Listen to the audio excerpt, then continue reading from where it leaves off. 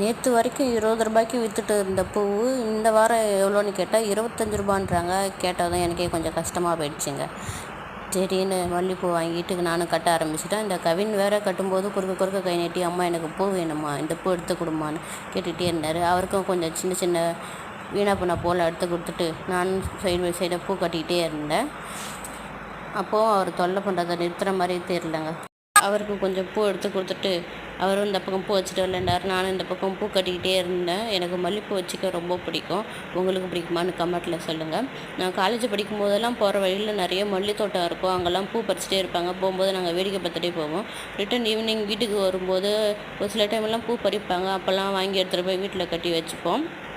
இப்போ பாருங்களேன், கட்டினதுக்கப்புறம் பாதிப்பு தான் கட்டின இவ்வளோ பூ வந்துடுச்சு.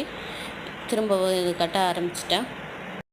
இதே பூவை நம்ம போய் கடையில் வாங்கினோன்னா 50 ரூபா 100 ரூபா கூட சொல்கிறாங்க. அது ஏன் அப்படின்னு தெரியல. கட்டின பூ ஒரு விலை, கட்டாத பூ ஒரு விலையாக வைக்கிறாங்க. 20 ரூபாய்க்கு பார்க்க தான் கொஞ்சமாக தெரியுது. ஆனால் கட்டினதுக்கப்புறம் நிறைய பூவே வருது. நம்ம இதே மாதிரியே வாங்கி கட்டிக்கலாம் போல் கடையில் வாங்குறத விட. நம்ம கவினுக்கு ஒரு உண்டியல் வாங்கி கொடுத்துருக்கோங்க, சேவிங்ஸ் பழக்கம் வரணுன்னு. ஆரம்பத்தில் நாங்கள் கொடுக்குறதுல வாங்கி உண்டியில் போட்டுக்கிட்டே இருந்தார். ஒரு ஸ்டேஜில் பார்த்திங்கன்னா நம்மள்ட்ட கேட்காதே கிடையாது.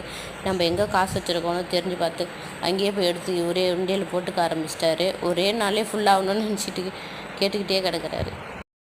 முந்திலாம் பூ வாங்கினேன்னா நான் ஊசியால் தான் பூத்து கட்டுவேன். எனக்கு கையில் கட்டுறது சரியாக வராது, உதிர்ந்துக்கிட்டே இருக்கும்.